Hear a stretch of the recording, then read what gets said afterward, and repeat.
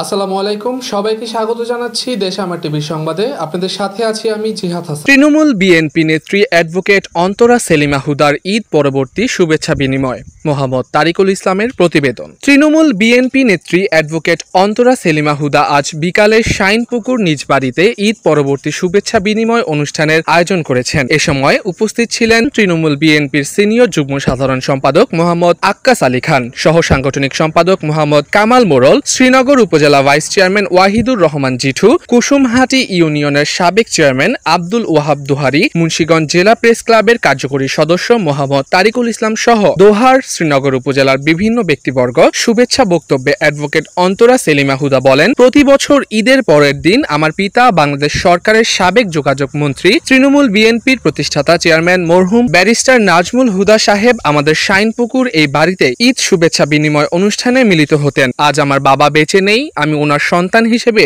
সেই ধারা অব্যাহত রাখার জন্য আপনাদের আমন্ত্রণ জানিয়েছি। আপনারা আমার আমন্ত্রণে সাড়া দিয়েছেন, আমি আপনাদের নিকট কৃতজ্ঞতা প্রকাশ করছি। আগামী দিনেও যেন আপনাদের সাথে মিলেমিশে থাকতে পারি, আপনারা দোয়া করবেন।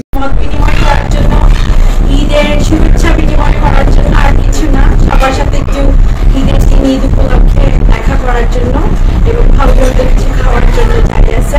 এটার জন্যই আমি আপনাদের সাথে দেখা করার জন্য এই আয়োজনটা আমাদের। তিনি আরো বলেন, আমার মরহুম পিতা ও আমাদের পরিবারের জন্য দোয়া করবেন।